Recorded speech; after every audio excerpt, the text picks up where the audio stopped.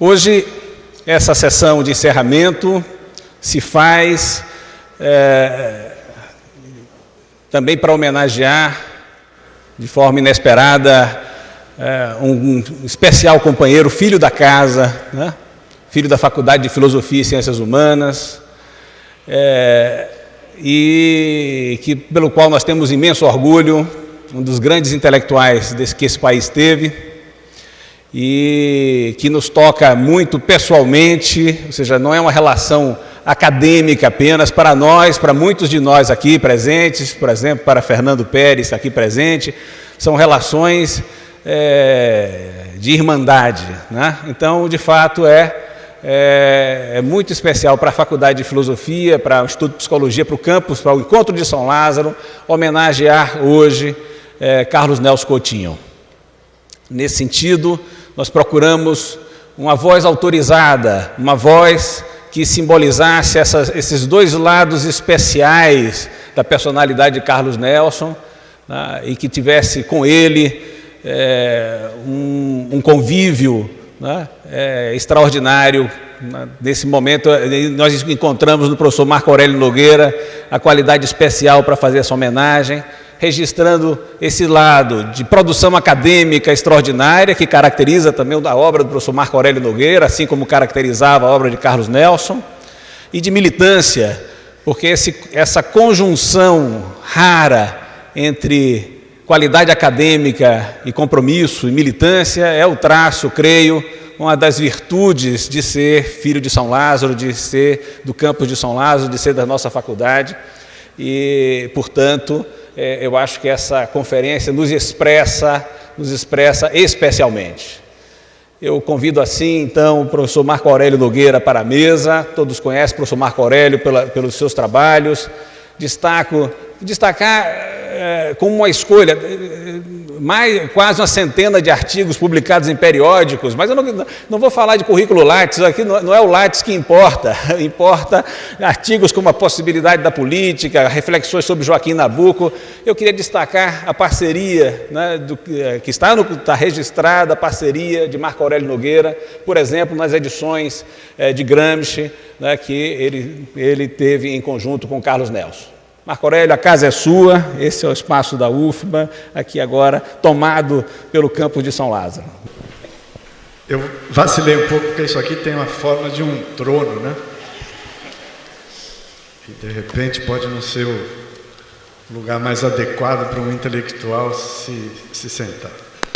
Bom, mas, brincadeiras à parte, eu queria agradecer muito ao professor João Carlos, agradecer a todos vocês. Para mim é uma satisfação enorme participar do Encontro de São Lázaro. Não é a primeira vez que eu venho, eu tive a oportunidade, a sorte de participar também o ano passado. Então, a minha volta a Salvador e particularmente a esse seminário, a esse encontro, é uma coisa particularmente importante, que me dá muita satisfação e um pouco de certeza do dever cumprido, vamos dizer assim, ao longo da vida. É um convite que me honra. Muito obrigado. E nesse caso particular, me honra e me emociona mais ainda pelo fato do convite me propiciar uma possibilidade de refletir um pouco sobre uma figura que foi minha amiga pessoal, com a qual eu mantive durante muitos anos uma relação pessoal, política, intelectual intensa, e que faleceu recentemente e está sendo, desde então, objeto de muitas homenagens, de muita reflexão e de muita saudade, né? O Carlos Nelson Coutinho, que é esse homenageado, a pessoa homenageada nessa sessão de encerramento, merece de fato essas homenagens, né? E merece de uma maneira, inclusive, abrangente e crítica. Ele nunca foi um intelectual que tenha se colocado imune à crítica. Eu acho que o trabalho que ele fez é um trabalho que todos nós que somos intelectuais costumamos fazer. Não gostamos de ser muito criticados, mas sabemos que a crítica tem uma importância, um lugar decisivo na vida da produção teórica, da produção intelectual. Sem ela, a gente respira com muita dificuldade. E o Carlos Nelson fez dessa sua militância intelectual um eixo da sua vida, né? Foi a vida inteira um intelectual que se identificou desde sempre com algumas causas que precisaram ser assimiladas intelectualmente para poder dar a ele condições de circulação no ambiente acadêmico. O Carlos Nelson chegou tardiamente à universidade, como eu gosto de falar, não é evidentemente o único, muitos de nós chegaram tardiamente à vida acadêmica, sobretudo se nós levarmos em consideração que nos últimos anos a vida acadêmica tem a sua porta de ingresso aberta sobretudo para os jovens professores, jovens pesquisadores. O Carlos Nelson foi para a universidade já formado, digamos assim. Ele tinha mais de 40 anos, o que nos padrões de hoje é algo que se pode classificar como chegada tardia à universidade. Mas desde antes da universidade, o seu interesse foi o trabalho com as ideias. Foi assim que ele emergiu na vida intelectual brasileira e demarcou nessa imersão um lugar particularmente importante. Eu vou rapidamente passar ao que me parece ser a grande contribuição do Carlos Nelson para a discussão política e intelectual brasileira, mas eu acho que é justo também fazer uma espécie de preâmbulo para dizer algo do seguinte tipo. O Carlos Nelson deu 3 grandes contribuições para a vida brasileira. Evidentemente, ele não foi o único a fazer isso, mas nós estamos falando dele e acho que a contribuição que ele deu a essas 3 dimensões que eu vou mencionar foi uma contribuição particularmente importante. A primeira delas, que nenhuma delas tem uma substância exclusivamente teórica, acadêmica ou intelectual. Sempre foram. As 3 são contribuições de tipo intelectual, político-intelectual. Né? A primeira foi, para dar até mais sentido a isso que eu estou falando, a construção de uma identidade, vamos dizer assim, de uma carreira, mas acho que é mais forte, mais correta a palavra identidade, de um intelectual público de esquerda, um comunista.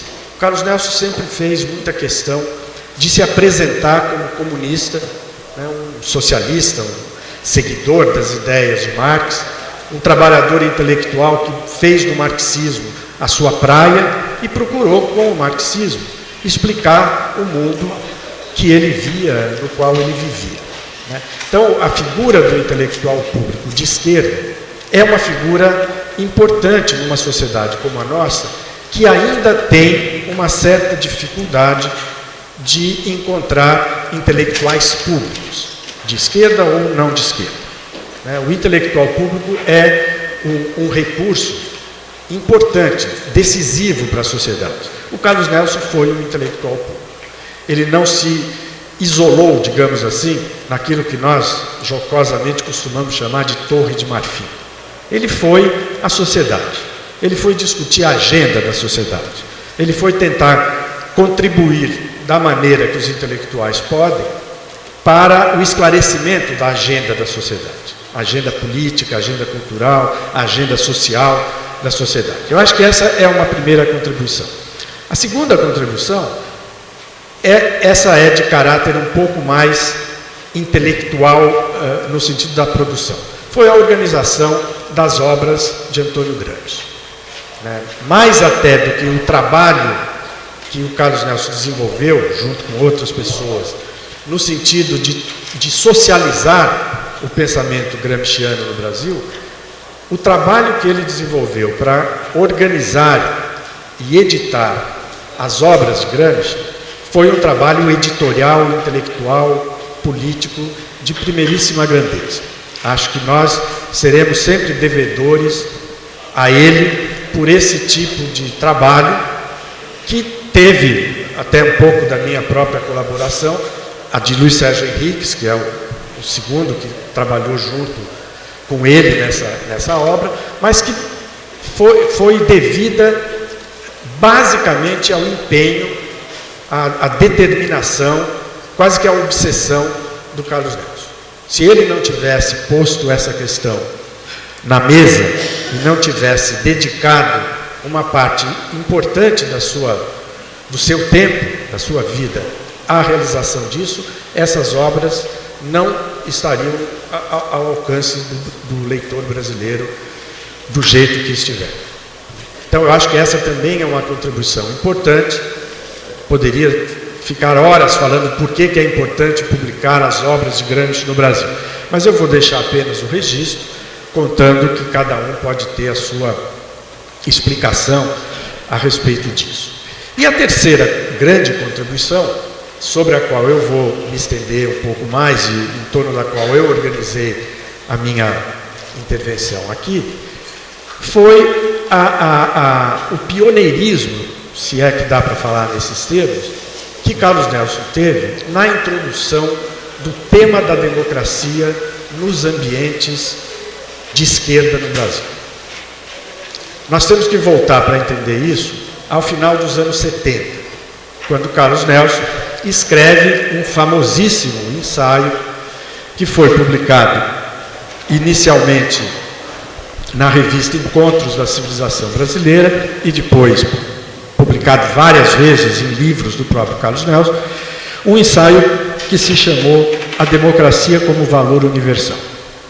Em 1979, nós ainda estávamos, portanto, na ditadura, o ambiente em que se discutiam ideias no Brasil era um ambiente complicado, de certa maneira ele estava turvado por uma série de problemas, travado por uma série de dificuldades, e era, até certo ponto, um ambiente muito neófito, muito despreparado, vamos dizer assim, para enfrentar tanto as mudanças que estavam ocorrendo no mundo, na estrutura da vida social, na estrutura do capitalismo, como as repercussões que essas mudanças estavam provocando no que diz respeito à vida política, em sentido estrito.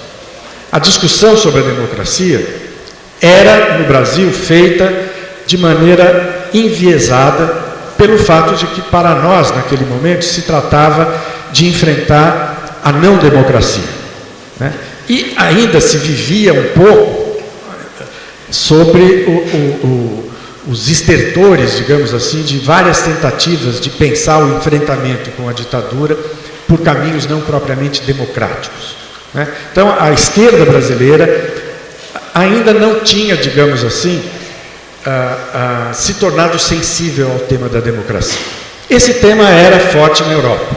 E o Carlos Nelson vivia na Europa nesse momento, ele estava vivendo na Itália, e de lá ele recebeu uma espécie de impulso, vindo de uma famosíssima frase do então secretário-geral do Partido Comunista Italiano, Enrico Berlinguer, a respeito da democracia.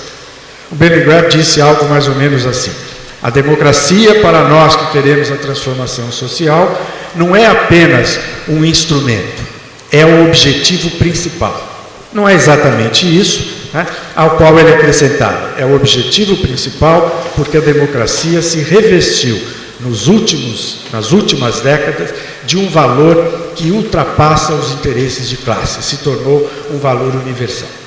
Então, o Carlos Nelson ficou instigado por essa frase, pela discussão que ocorria na Europa, na Itália em particular, a respeito disso, e produziu esse artigo que caiu na vida brasileira como uma bomba, né?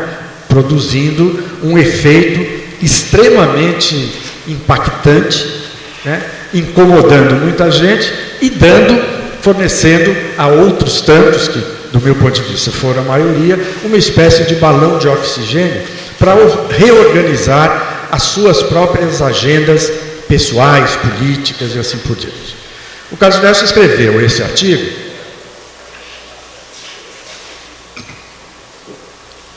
como militante do Partido Comunista Brasileiro. E, evidentemente, um dos alvos que ele objetivava alcançar com esse artigo era o interior do próprio Partido Comunista, que estava, evidentemente, na clandestinidade, que esboçava um início de reemergência na vida brasileira, e que assimilou esse artigo de uma maneira extremamente contraditória, ou de uma maneira extremamente heterogênea. não foram todos os comunistas do partido do Carlos Nelson que aceitaram o desafio de pensar a democracia como valor universal. Eu tenho para mim, eu nunca fiz essa história, que a maioria não aceitou. Tanto que imediatamente o Carlos Nelson foi visto, ele e os que aceitaram a proposta dele, como representando uma espécie de corrente eurocomunista no interior do Partido Brasileiro. Ou seja, uma corrente de estrangeiros que estavam tentando adaptar a mentalidade brasileira, a cultura política brasileira, os desafios revolucionários brasileiros ao que se fazia na Europa. Então, não foi muito simples a disseminação dos efeitos dessa proposta que o artigo conteve. E o artigo foi, nas circunstâncias em que ele surgiu, usando uma frase bombástica para se referir a ele, foi um artigo revolucionário, que rapidamente, no espaço de 2 ou 3 anos, reorganizou a esquerda brasileira.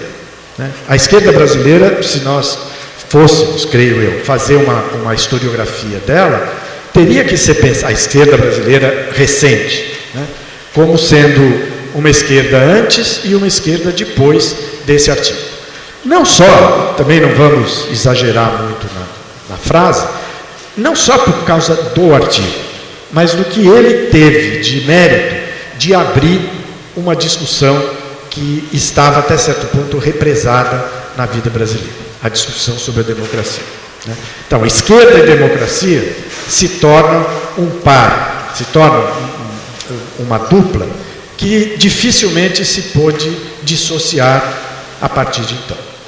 Ou seja, toda a agenda teórico-política das esquerdas brasileiras teve que lidar com o desafio que esse artigo fez, o desafio que ele proclamou como sendo o grande desafio das esquerdas no Brasil e fora do Brasil.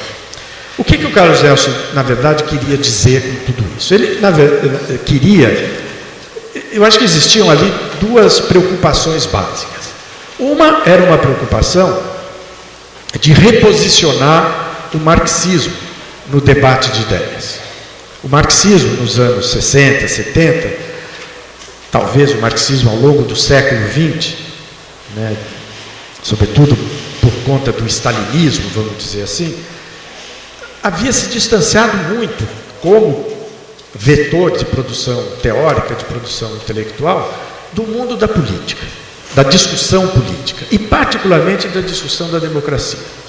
O marxismo havia sido, 10 anos antes desse artigo, praticamente engolido pelo movimento de 68, que mostrou ao marxismo, aos marxistas, digamos, uma agenda de outro tipo, que dificilmente que com muita dificuldade foi digerida pelo próprio marxismo.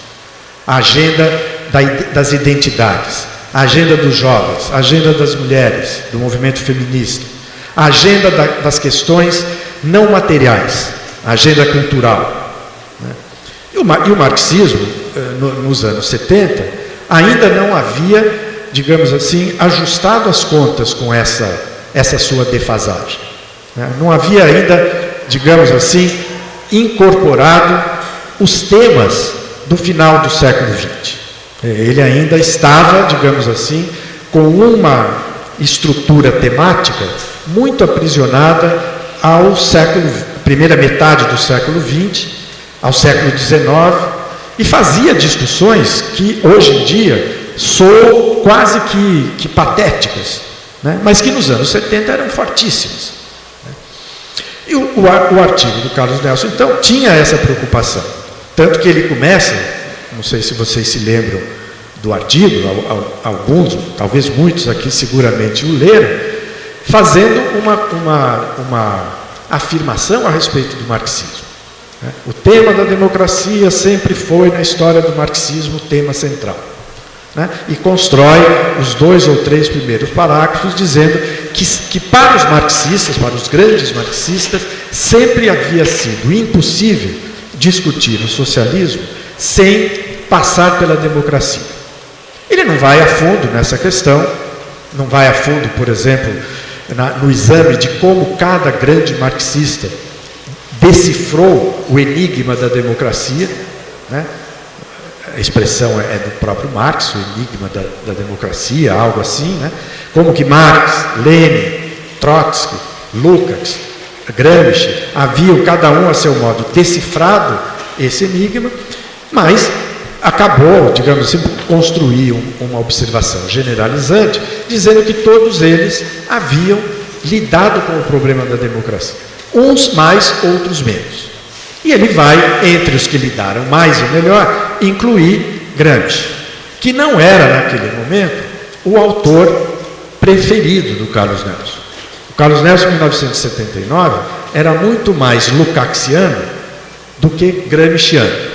Eu não sei se faz algum sentido hoje a gente distinguir Gramsci de Lucas, mas naquela época fazia muita diferença, né? O Carlos Nelson era um cara que chegou a 1979 pela via da estética, né? O Carlos Nelson era um sujeito que fez filosofia aqui na Bahia, né? Se não me engano, na universidade aqui, na UFBA, e que nas suas primeiras investidas intelectuais foi para a literatura e humanismo, as discussões sobre realismo na literatura brasileira, sobre cultura. E aí ele foi um mobilizador, um sujeito que se valeu da grande estética marxista de Georg Lukács, né? Então é assim que o Carlos Nelson aparece nas discussões de marxismo nos anos 70, né? Ele havia, evidentemente, lido Gramsci, mas Gramsci não era o seu autor básico de referência. Tanto que, se vocês forem ler A Democracia como Valor Universal, ainda que o artigo tenha uma fortíssima inspiração italiana, Gramsci não é o organizador teórico geral desse artigo. É muito mais Lukács, com o conceito de via prussiana, por exemplo, que era o conceito que nós todos, naquela época, eu me incluo nisso, a revista Temas, que Marcelo Jasmin, que está aqui assistindo, conheceu bem, era o autor que nós apostávamos como capaz de ressuscitar ou de repotencializar o marxismo nos embates teóricos com aquilo que a gente considerava que era o marxismo acadêmico, né? Ou o não marxismo acadêmico, as outras correntes acadêmicas e intelectuais que não se valiam do marxismo.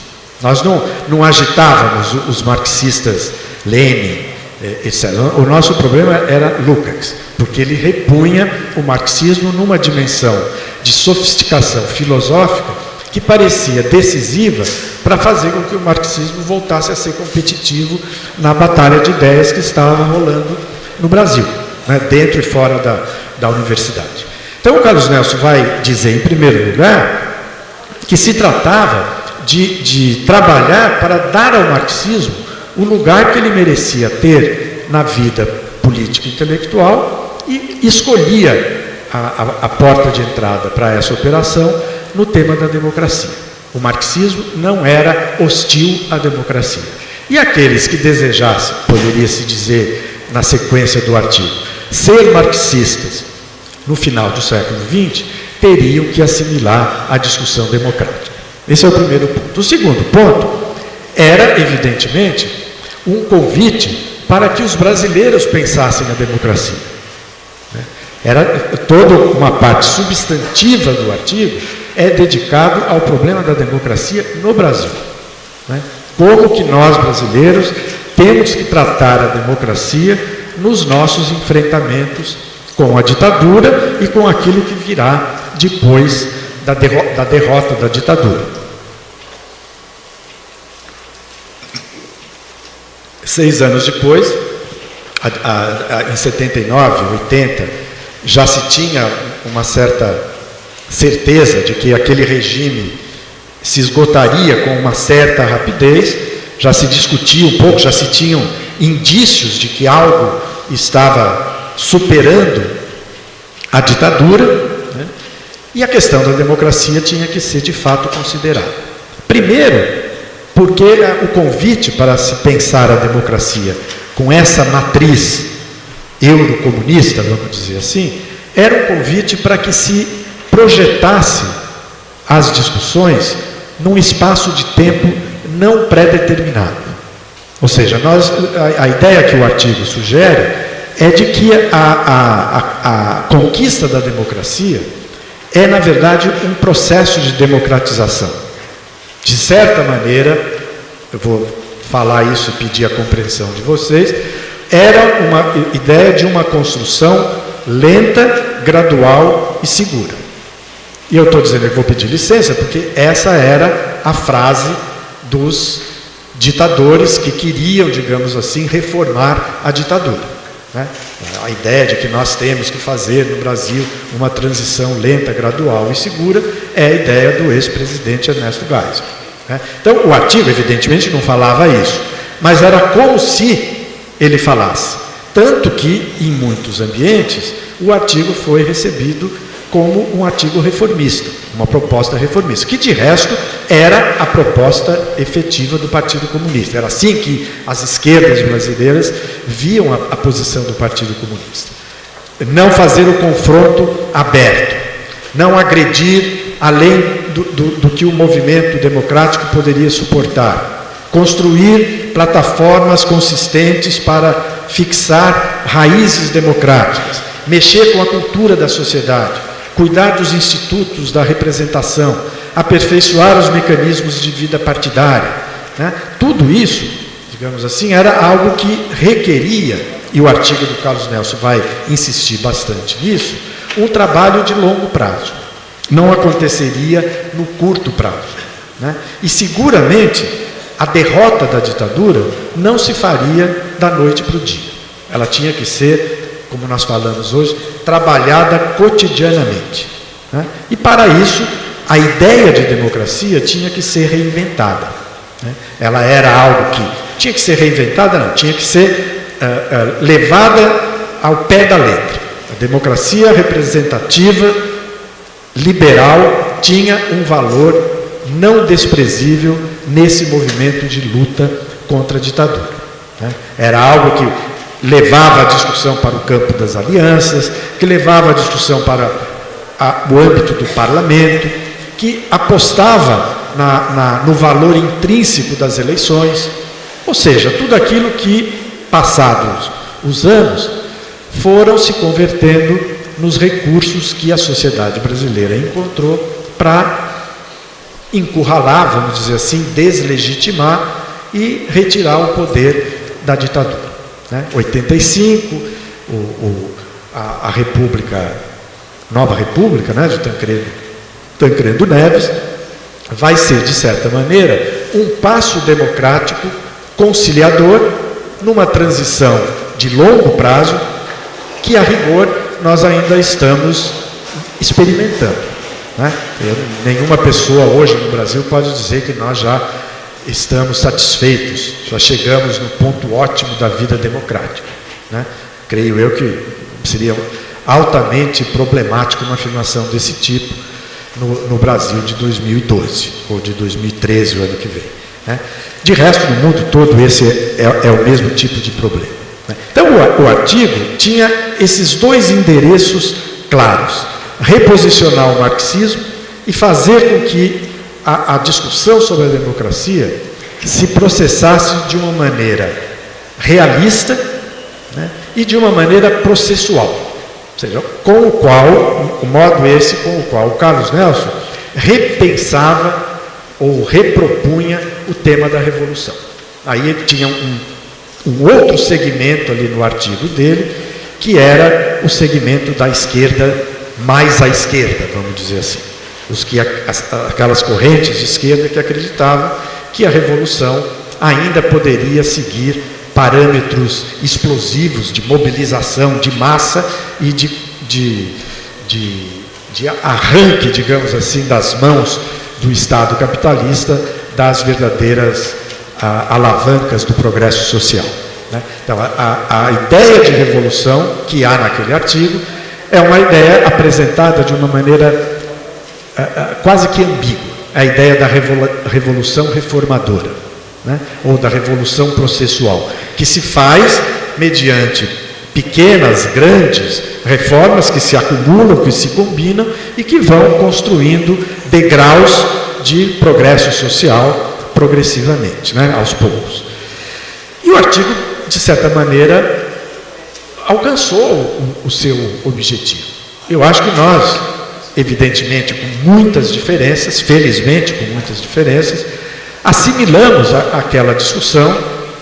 Depois dela, muitos outros autores seguiram, incrementaram, modificaram, alguns pela própria vertente marxista, comunista, como é o caso, por exemplo, de Luiz Werneck Viana, que trabalhou, ainda que sem combinação com Carlos Nelson numa direção parecida, até outras vertentes, como Francisco Verfort, por exemplo, que na época não era nem do PT ainda, vai se tornar o secretário do PT mais ou menos depois desse artigo, e vários outros que vão realizar muitos investimentos, digamos assim, para dar materialidade à mesma pauta temática que o artigo do Carlos Nelson estava dando, instigados pelo artigo ou não.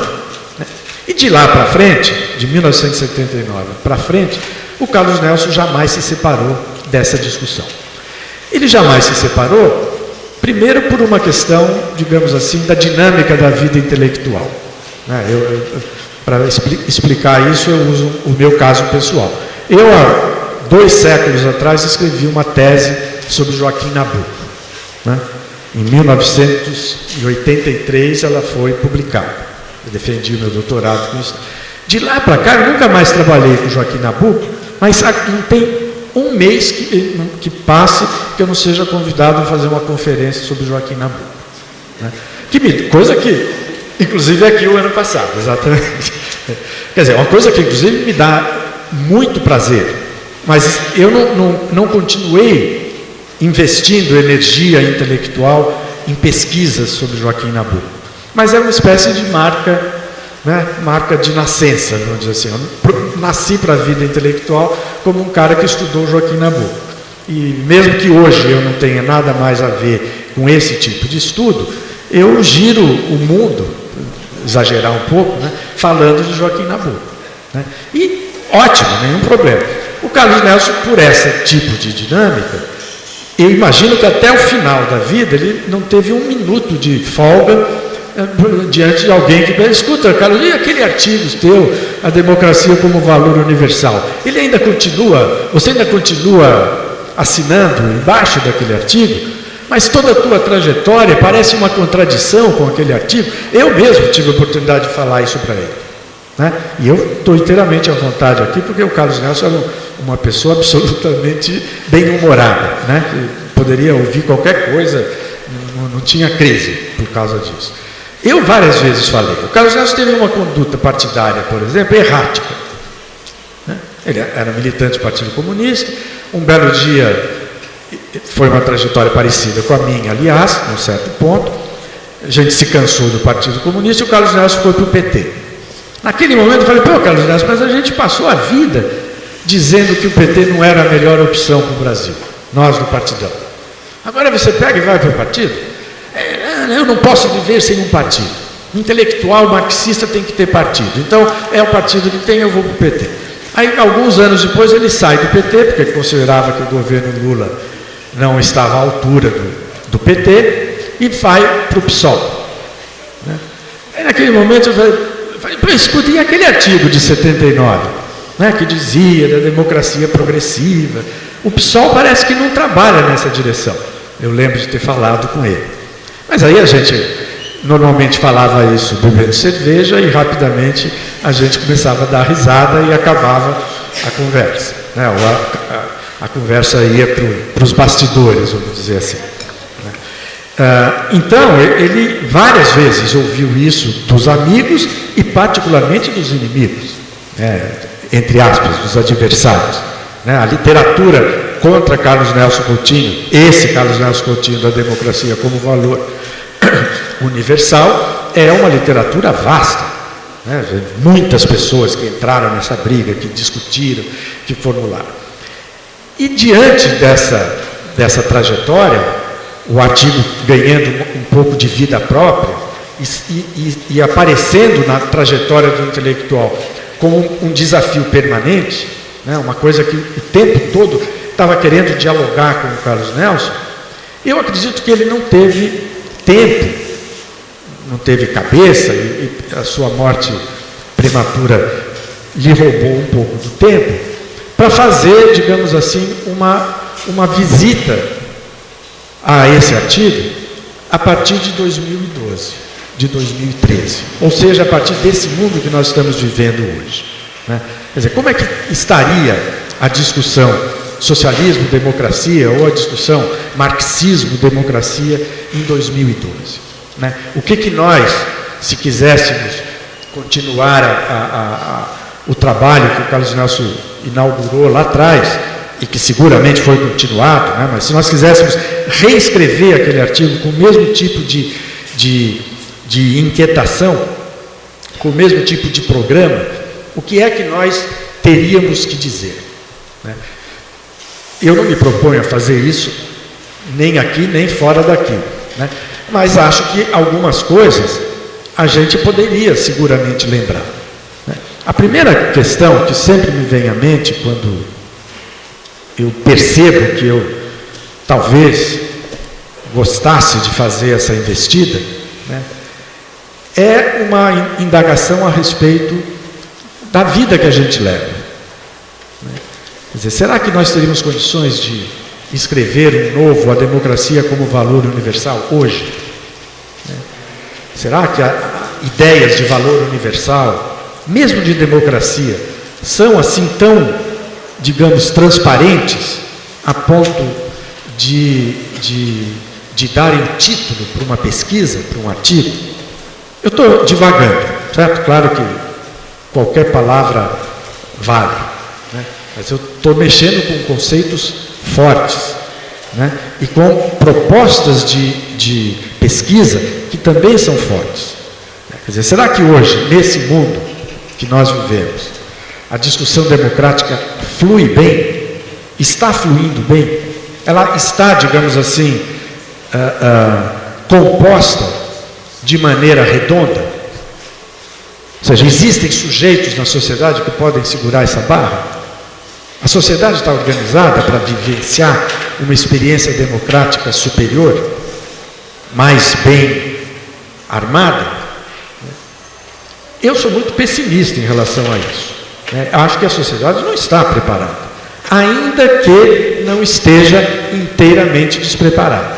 Eu acho que nós vivemos uma época, desse ponto de vista, muito paradoxal, que desafia essa proposta que eu estou imaginando aqui de reescrever esse artigo, né?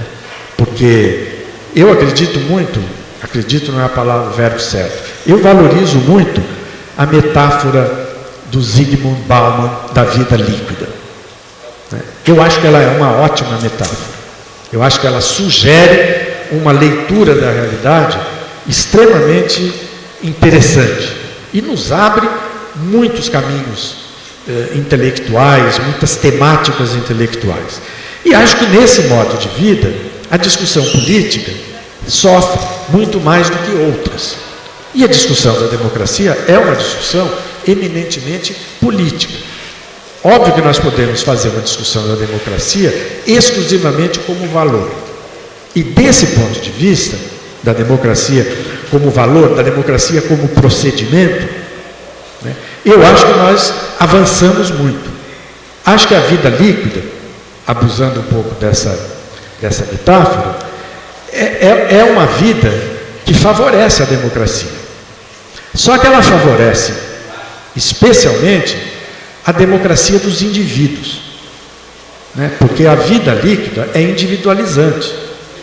Nós somos hoje cada vez mais indivíduos e estamos gostando disso. Claro, naquele momento que a gente tem alguns pesadelos, a gente fala, bom, mas e as classes? E os grupos? E os coletivos? E os partidos? E as associações? Né? E tudo isso vem com interrogação. Óbvio, nós podemos, não, eu sou da classe A, existem as classes, tal, os partidos funcionam, mas será que funcionam mesmo? Será que aquilo que nós dizíamos anos atrás a respeito de partido político, por exemplo, e aí eu falo, nós de esquerda, o povo de esquerda, falava de partido, é o que existe hoje no mundo, né? Partido, estruturas de vontade, ação, com clareza, com pessoas abnegadas, com ideais, pessoas que estavam dispostas a entregar a vida por uma causa. Eu saio por aí, olha, eu não vejo nada disso, né? Não vejo sequer quando os partidos chegam ao Estado, que era uma fantasia política de primeiríssima grandeza, eu não vejo essa chegada dos partidos de esquerda ao Estado como um movimento que leva para o Estado os melhores. Pelo contrário, é um movimento que leva para o Estado os piores da sociedade, né? E eu não estou me referindo à corrupção, isso é uma outra discussão, né? O Estado a que chegam, as pessoas que chegam aos Estados governados por partidos de esquerda, não são pessoas com ideais, são pessoas com interesses. Ou seja, a dimensão ideal da esquerda, né, ela de certa maneira, se desfez ao longo do tempo. Não porque a esquerda foi incompetente apenas, mas seguramente porque os termos do jogo social impuseram isso. Hoje não é só com os partidos de esquerda que acontecem problemas, né? Acho que acontecem com toda a vida política, com toda a gestão pública, vamos dizer assim, né? Há uma série de pontos, digamos, de deficiência que não se devem à incompetência das pessoas. Ainda que a incompetência das pessoas deva ser sempre um tema reservado para ser discutido, porque os humanos, feliz ou infelizmente, são exatamente isso, humanos, e erram muito, né? E não são deuses, e erram muito, e portanto o elemento incompetência tem que ser sempre considerado. Mas a vida líquida, ela promove, eu vou voltar a esse tema, porque eu espero encerrar a nossa conversa aqui, ou a minha intervenção aqui com ele, valoriza muito o tema da democracia no plano individual. Os coletivos, aquilo que a gente poderia chamar, o que eu chamo de vida organizada, está sangrando por tudo que é lado. Me valho de um filho pródigo da terra soteropolitana, agora ficou bom, hein? Caetano Veloso, para dizer que não há nada mais fora da ordem do que a ordem mundial. Ou seja, a vida organizada no plano internacional é um caos, no sentido nobre dessa palavra caos. Não há mais relações simples. Até mesmo os protagonistas desse jogo, os estados, não estão tão bem quanto já estiveram para fazer esse jogo. Não estão tão bem porque eles foram, em alguma medida, e eu creio que numa medida importante, sobrepujados, por exemplo, pelas transnacionais, pelos mercados, que pesam na ordem mundial ou na desordem mundial, talvez até mais do que os estados. Isso pelo lado do mal, vamos dizer assim. E pelo lado do bem, os estados são acossados pelas organizações não governamentais que operam em nível internacional. Territórios, populações, isso tudo está fora de eixo, né? Quem que controla os territórios? Os Estados Unidos? Eles não conseguiram nem proteger Nova York? Ou não? Né? Quer dizer, de repente os caras jogam os aviões dentro de Nova York. O terrorismo se tornou um elemento onipresente na vida do mundo. O terrorismo é o caos, é anárquico, ele opera fora de parâmetros, digamos, da democracia. E dentro dos territórios, dentro da nossa pátria, vamos dizer assim, as coisas também são complicadas no que diz respeito à vida organizada. E aí eu chuto a lata mesmo, quer dizer, eu vou do Estado à família. Para mim não tem um foco de vida organizada que funcione. Quer dizer, não é bem assim. Todos funcionam, mas para funcionar precisam gastar uma energia descomunal. né? Para nós mantermos uma universidade funcionando hoje, um curso, uma sala de aula, precisa muito esforço. Aquilo que é simples se tornou complexo. E a dissonância é mais forte do que qual é o contrário de dissonância? Consonância, mas fica estranho. Bom, o desentendimento é maior que o entendimento, né? O descontrole é muito forte. O produtivismo é um critério que nos organiza. E o produtivismo, como elemento organizador, é o mercado invadindo a nossa alma de intelectual, por exemplo, né? Onde que está escrito que eu tenho que escrever um artigo importante por ano? Onde que está escrito isso, a não ser nos manuais da CAPES, ou do Lattes, ou sei lá do que?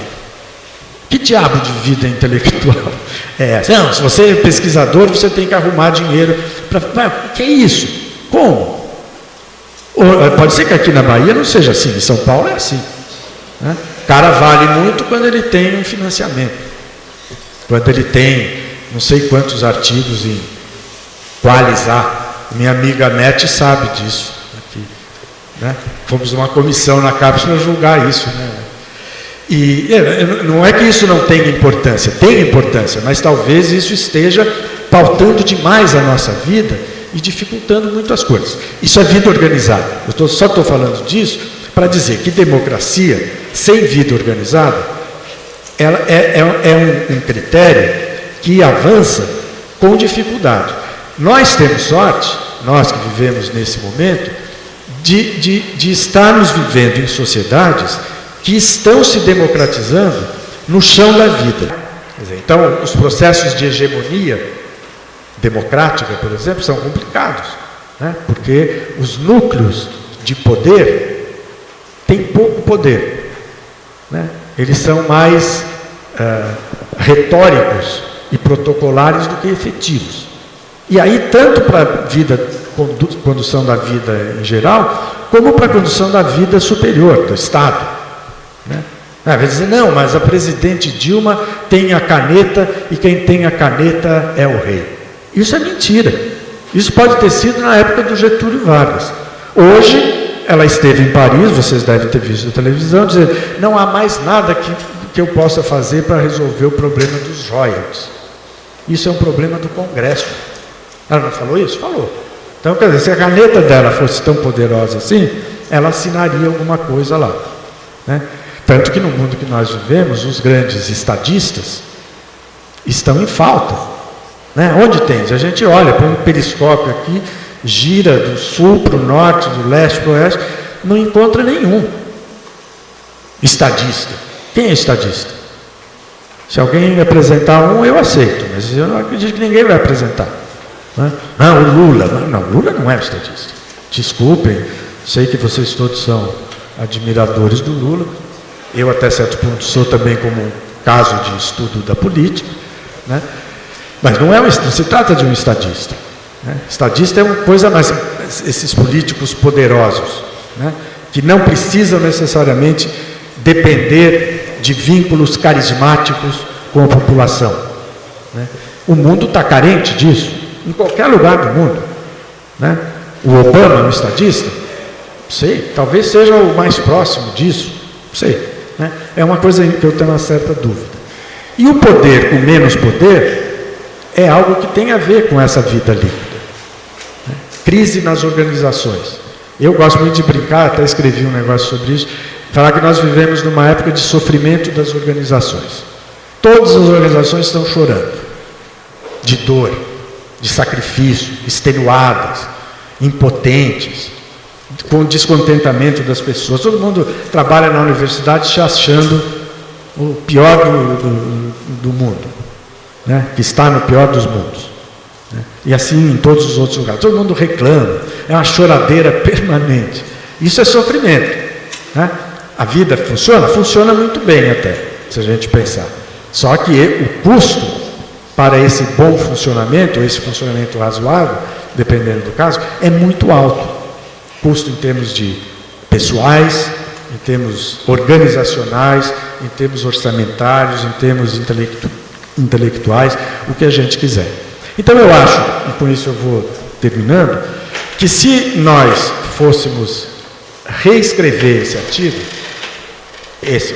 reabrir ou atualizar essa discussão, democracia, socialismo, capitalismo, Brasil, nós teríamos que nos metermos num caminho desse tipo, né? Tentando analisar as estruturas da vida, o tipo de capitalismo que nós temos aí, o tipo de desafios que essa vida nos produz e como é que a democracia pode ser transferida do chão da vida para o plano da política propriamente dita.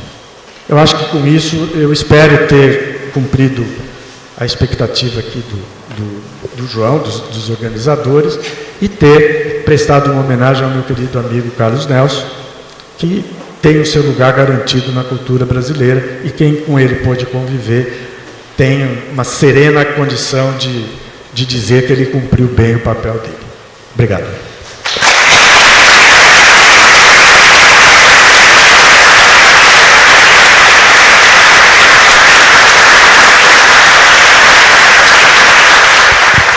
Wagner Dantas, do mestrado de Administração da UFBA. Primeiramente, agradecer ao professor João Carlos por nos dar essa oportunidade de conversar diretamente com os autores que são para nós influências. Foi o caso do professor Marcelo Jasmin ontem, hoje o caso do professor Marco Aurélio Nogueira, que usei bastante na minha dissertação sobre desenvolvimentismo e patrimonialismo. As possibilidades da política, né, como o senhor chama no seu livro. Professor, essa frase me chamou muita atenção ao citar o artigo do professor Carlos Nelson, de que todos os marxistas lidaram de alguma forma com a questão da democracia. Acho que o impacto dessa frase me fez querer fazer essa pergunta.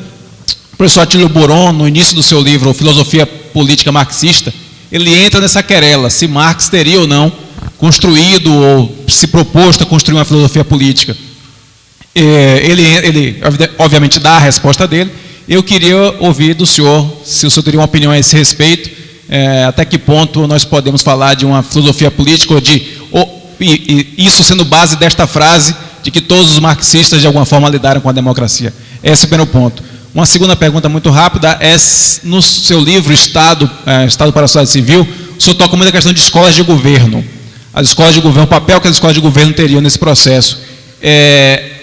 Utilizando ainda sob o impacto da fala de ontem do professor Marcelo Jasmin sobre o tempo na política, a questão do tempo, do futuro, eu diria, se aquela divisão que o senhor faz, política dos políticos, política do povo e política dos técnicos em defesa da política, se poderia a escola de governo, reformada, num novo pensamento, mas poderia ainda ser um espaço importante de construção da possibilidade, numa possibilidade política, do tempo do povo estar à frente ou se colocar no mesmo patamar do tempo dos políticos, que a gente sabe que existe uma dissincronia muito, muito grande nessas duas temporalidades. Eu queria lhe perguntar sobre a sua opinião sobre a ideia de uma escola de governo ser um espaço que possibilitasse uma temporalidade do povo superar ou se equivaler a uma temporalidade dos políticos. Gostei muito do que o Carlos Nelson falou. A democracia se tornou um valor universal. Eu considero a democracia todos os partidos. A democracia contém todos os partidos, mas nem todos os partidos contêm a democracia. Então é uma frase que ainda está atualizada. Essa pergunta que o professor fez, será que a democracia ainda continua assim? Continua. Sem democracia nós não temos como viver. Então eu faria uma pergunta, gostei do que disse também o professor, democracia dos indivíduos. Se ela não for coletiva, pode ser indivíduo, eu mesmo sou democrático. Agora a democracia se mete muito com o universo. O professor falou que os erros dos humanos não são dos deuses, nossos erros são deles, que nós somos provenientes deles. E eu queria fazer uma pergunta ao professor, que eu sempre faço essa pergunta e gostaria que me orientasse. Já houve guerras entre duas democracias? Isso aí fica a pergunta que eu gostaria de saber. Se duas democracias mesmo, se já houve guerras até hoje. Carlos Zacarias, da Faculdade de Filosofia, do Departamento de História. Fico muito feliz de a gente poder debater uma questão tão importante, né, já que perdemos recentemente Carlos Nelson Coutinho. E eu tive a oportunidade de acompanhar algumas das suas palestras em que ele teve que responder a questão acerca do artigo A Democracia como Valor Universal. E ele dizia, e reiteradas vezes permaneceu dizendo, porque eu vi outras circunstâncias também, que ele nunca mudou de lugar, né, que os partidos que ele militou foram aqueles que mudaram de lugar, né, que ele sempre permaneceu no lugar. É óbvio que a gente acompanhando a trajetória dos partidos, a gente sabe que os partidos também mudaram de lugar, e ele também flexionou um pouco a leitura dele da democracia, que ele permaneceu respondendo que era nuançada pelo fato de que a gente vivia uma ditadura, que ele não queria exatamente defender a democracia daquela maneira, pelo menos algumas falas que eu vi recentemente ele dizia isso. E então ele inflexionou também a posição dele indo para a esquerda, porque ao romper com o PCB, numa circunstância que o PCB caminhou para depois ser extinto, ou pretensamente extinto, e depois o seu ingresso no Partido dos Trabalhadores, que também o descontentou, ele terminou parando no PSOL. Então eu perguntaria se não seria um pouco, essa última parte da fala do professor Marco Aurélio, um pouco injusta com a memória de Carlos Nelson Coutinho, que permaneceu acreditando que era possível transformar o mundo.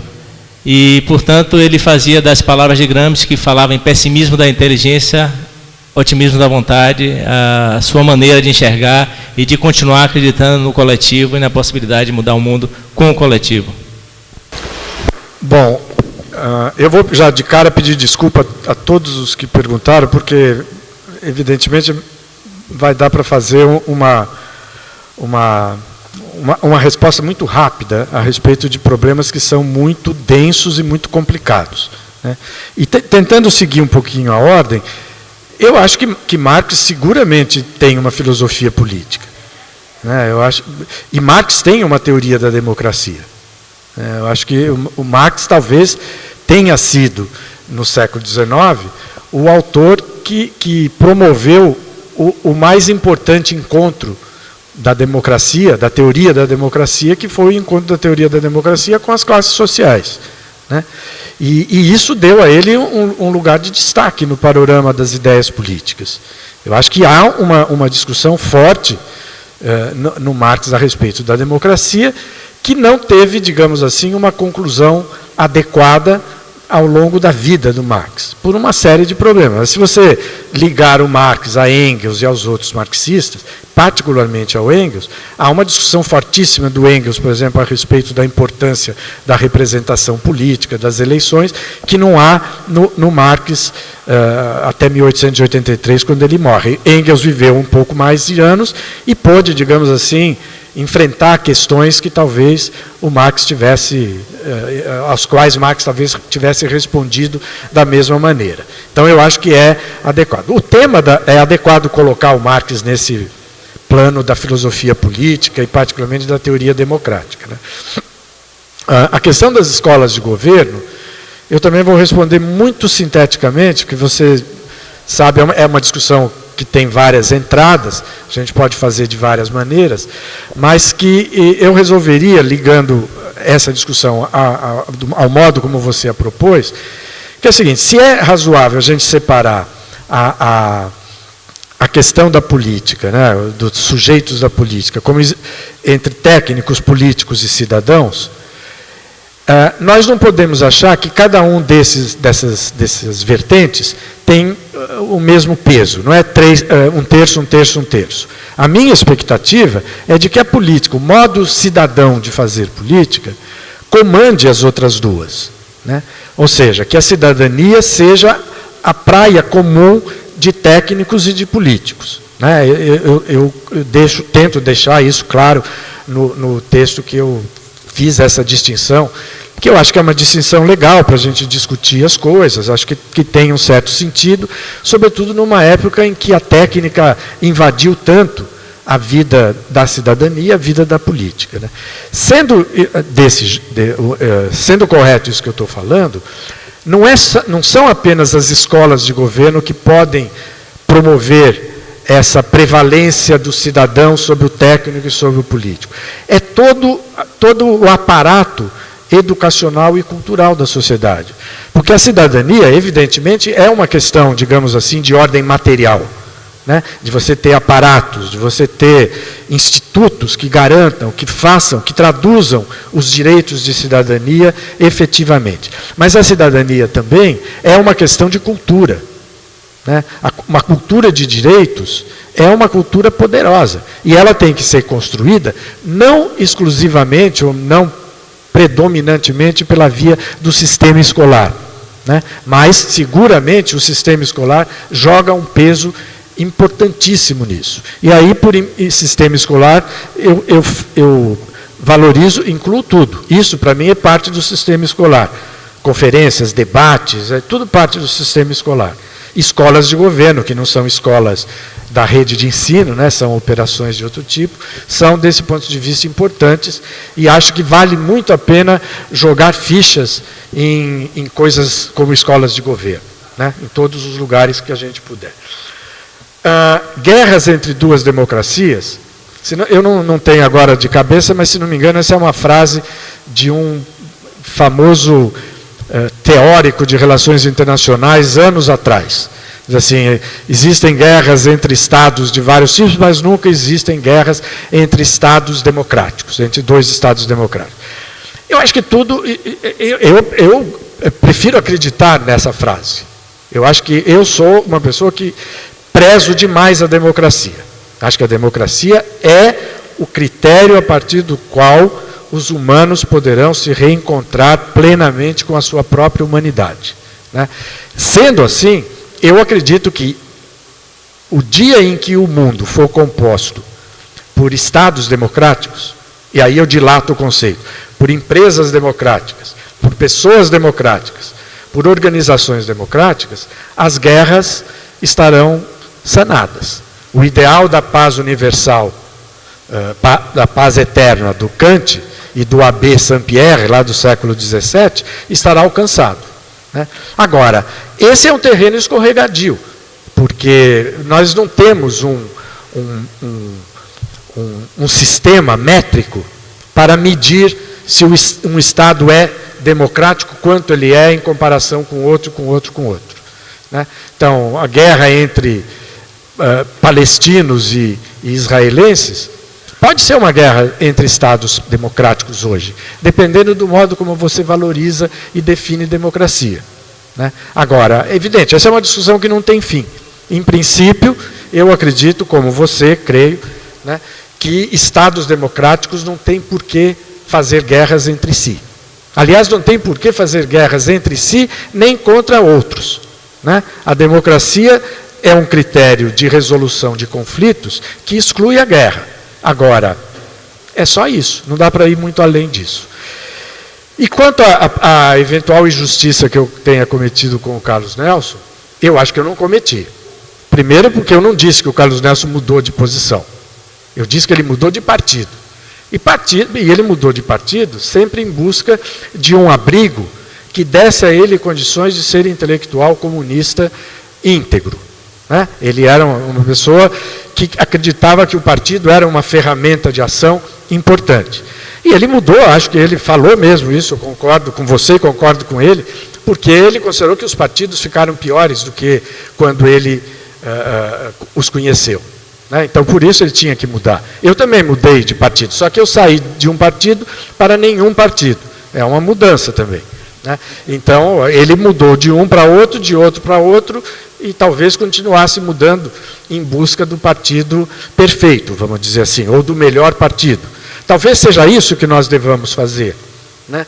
Talvez seja isso que nós não possamos deixar de fazer diante dos partidos de vida líquida que nós temos hoje em dia, né? Porque os partidos hoje não dão conforto rigoroso a ninguém, né? Nós devemos fazer o quê com os partidos? Jogá-los na lata do lixo? De modo nenhum. Conversava ontem com o Paulo Fábio a respeito disso. Os partidos continuarão sendo importantes. Agora, talvez eles não tenham mais a capacidade, que era típica do passado, de promover ligações entre a sociedade e o Estado, né? Essas ligações virtuosas que são as que vão, do meu ponto de vista, nos possibilitar levar a democratização do chão social para o Estado, né? Então, eu acho que eu não fiz nenhuma injustiça, mas se o fiz, corrijo, porque não era essa de fazer uma injustiça com o Carlos Nelson, não por honra ao nome dele, mas porque, de fato, não faria muito sentido cometer essa falha. O Carlos Nelson se manteve íntegro. Eu o conheci se proclamando comunista, democrático, socialista e marxista, e me despedi dele do mesmo jeito. Então, ele permaneceu firme como uma rocha nessa posição, né? Para o bem e também para o mal. Talvez ele tenha tido dificuldades, pela sua coerência, de acompanhar certas coisas. Mas quem é que não tem dificuldades de fazer isso? Todos nós temos. Não é um problema, não foi um problema dele. Mais alguma questão? Eu gosto muito de analisar, em relação à ideia